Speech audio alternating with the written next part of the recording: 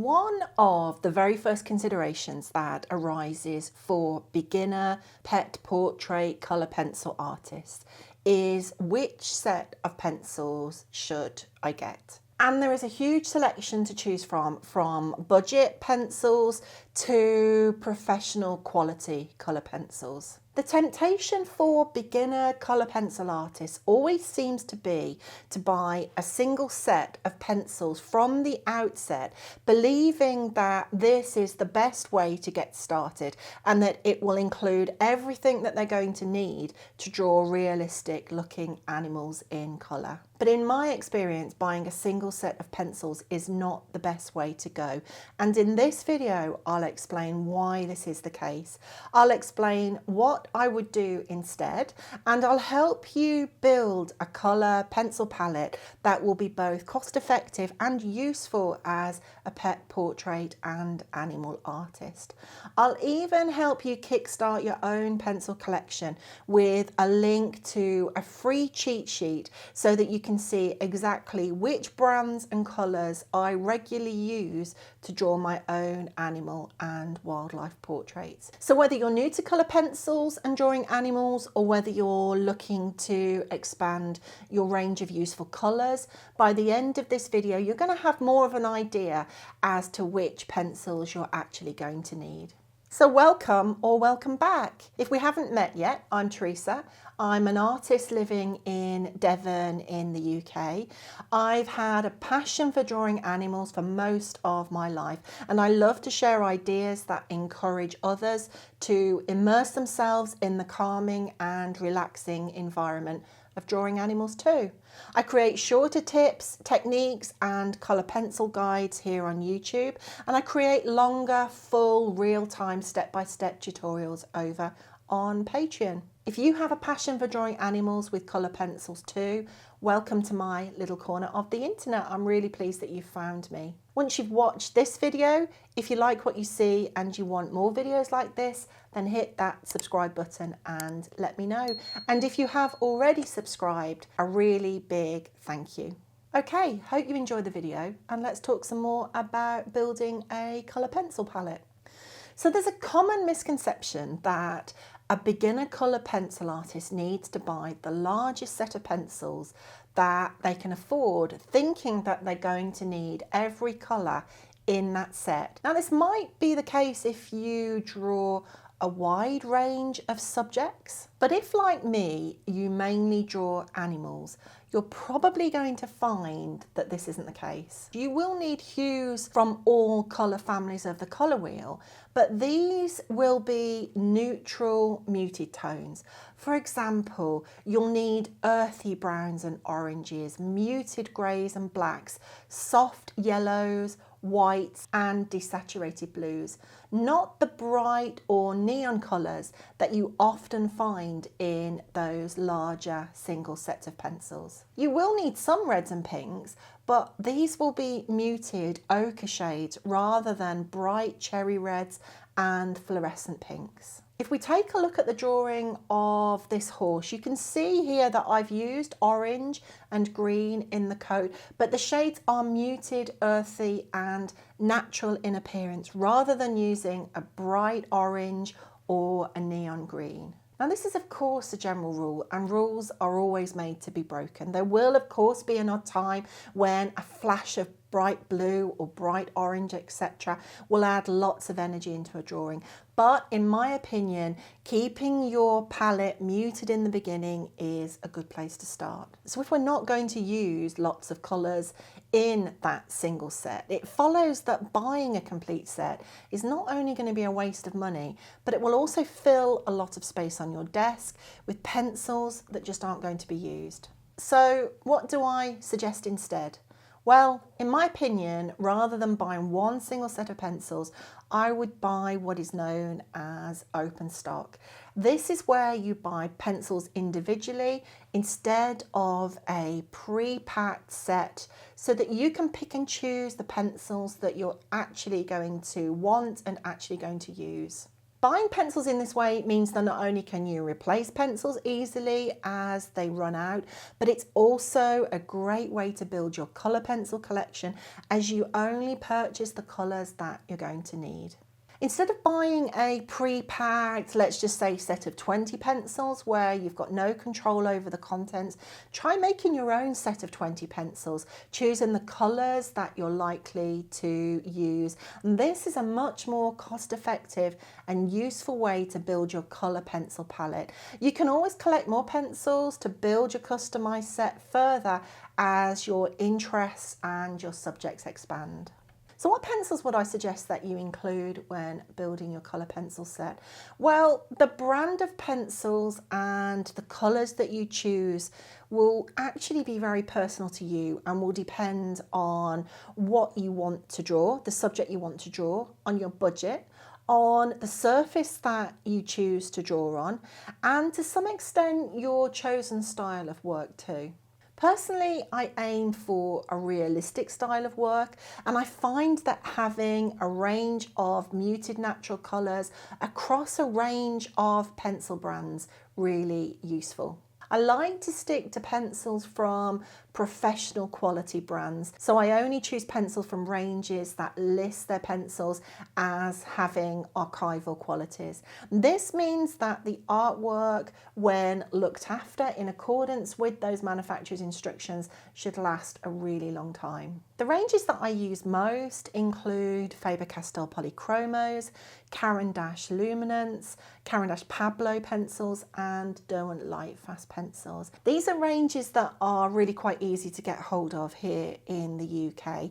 There are other ranges available too, and I do own pencils from other brands too, but I'm not going to go into them here just to keep this video to a manageable length. But if you use different pencil brands like Prismacolor, Holbein or Lyra, etc., then let me know in the comments. I'd be really interested to hear what you use and what you would recommend as a colour pencil artist. So what's the difference between those 4 brands that I've mentioned, and why do I include different brands in my colour palette?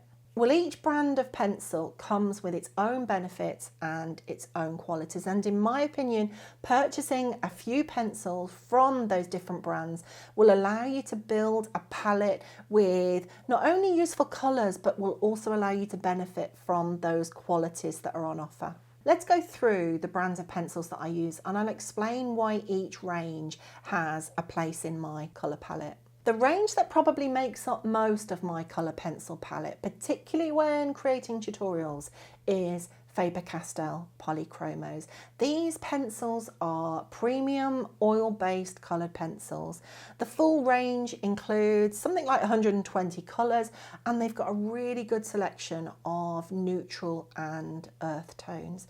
They're known for their smooth layering and their excellent control. In my opinion, the colours have a really beautiful transparency, making them perfect for adding layer after layer after layer of pencil onto the paper to mix the desired shade directly down on the drawing. It means that I can mix some really complex colours directly on the paper. They're great for blending animal fur and also particularly useful for making eyes look very glassy, because when applied in lots of light glazes, they let the lighter colours from previous layers show through. So they create that beautiful glassy eye that brings life to any animal drawing. Polychromos are also really known for keeping a very sharp point for quite a while, which means they're great for adding fine details and subtle textures. They make up a large part of my colour pencil palette, and I find them to be really, really useful pencils when I'm drawing realistic looking pet portraits. Another range of pencils that I use quite a bit is the Caran Luminance range. This is a really high quality, light fast pencil range with 100 colours to choose from. So there's lots of choice when it comes to picking colours that are suitable for the subjects that you're drawing. Like the Polychromos pencils, they also include a strong range of neutral colours. I find the coverage from the Luminance pencils is more opaque than the Polychromos pencil, which I said had quite a transparent coverage. The Luminance pencils, because they have this opaque coverage, they can be really useful at getting rid of any texture in the paper at the end of the drawing, as well as adding a really good, strong, thick coverage of pencil when it's needed. A really big positive of the Luminance pencil range is that it offers a really super selection of what I'm going to call the percentage pencils. These are pencils that are particularly useful when drawing animals because each percentage pencil includes a lighter, more desaturated version of the base colour. So for example, burnt ochre 10% and burnt ochre 50% are different saturations of the base colour, which is burnt ochre. The percentage pencils are amongst some of my most used pencils from the Luminance range and include some of my most favourite colours in the pencil palette. I really wouldn't want to have to draw animals without them. They're really, really useful pencils. Caran also do a range of pencils called Pablo pencils, and there are 120 colours in this particular range to choose from. The Pablo range includes some colours which are really useful for animal artists.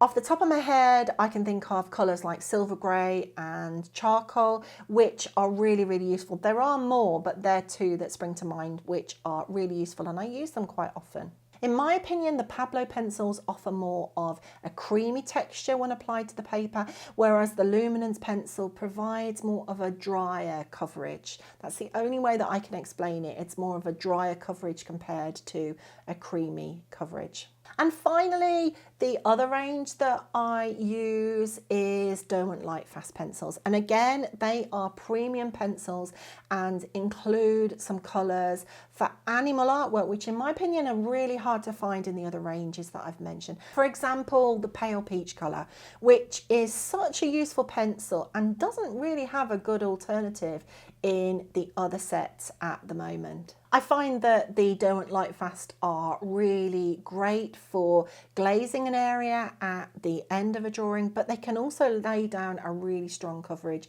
if needed. Like the Pablo pencils, it's a great range to choose colours from when you're looking to expand your colour palette as your colour pencil work develops. Having different colours from various brands means that I have just the right pencil for the job at any one time. Sometimes I need a transparent pencil and sometimes I need a pencil that will provide more coverage. So I find a range of pencils from a range of brands really useful to have in my toolbox. So what colours do I include in my palette? Well, I go for mainly muted tones, some warmer, some cooler variations of a hue, but usually with a natural muted feel suitable for drawing animals.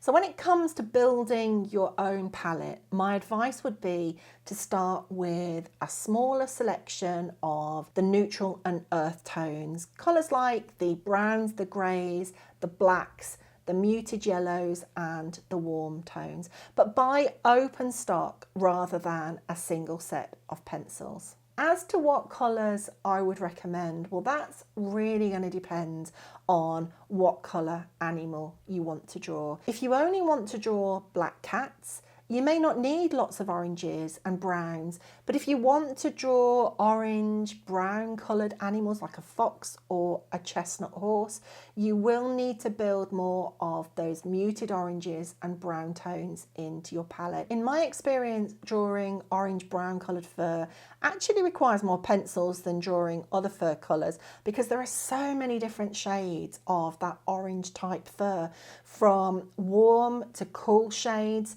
You can incorporate yellows, pinks, greens, blues or browns, etc. into that orange fur. But the good thing is that you don't need to just keep a set of pencils for one particular colour of fur.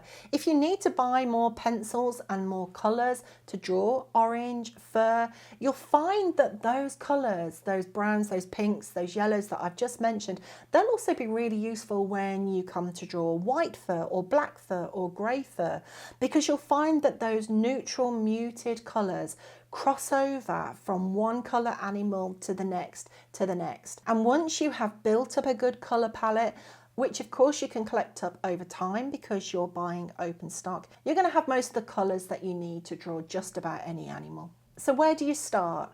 Well, it's not easy to choose colours when building a colour palette from scratch. You may not have even actually drawn anything yet, so you haven't got any idea of what colours are going to work well or what are not going to work well. So to give you a helping hand, I have created a free list of the pencils across those 4 main ranges that I've spoken about in this video. The list includes just about all of the pencils that I regularly use when drawing wildlife and animal portraits, and it will help you quickly and easily pick useful colours and brands as you build your own colour pencil palette.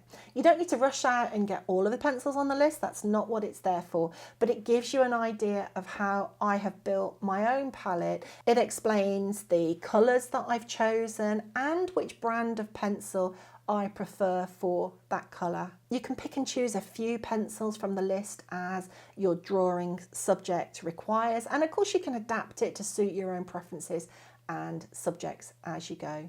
You can find the list over on the free subscription tier of my Patreon channel. I'll leave a link to the direct post in the description so you can find it over there easily. I really hope that you find it a useful way to get started when choosing your own colour pencils. Okay, so I really hope that you found this video useful. I'd love to hear what your favourite colour or colours for drawing animals are. Let me know in the comments if you have any of your own favourite colours. If you have enjoyed the video, don't forget to give it a like before you go to let me know that it was useful. And if you want to support my channel, you can use YouTube's new feature where you can click on that hype button under the video, and that tells YouTube that you like the video and that others might find it useful too. It's completely free for you to do, and it's a huge support for me, so thank you very much for hitting that hype button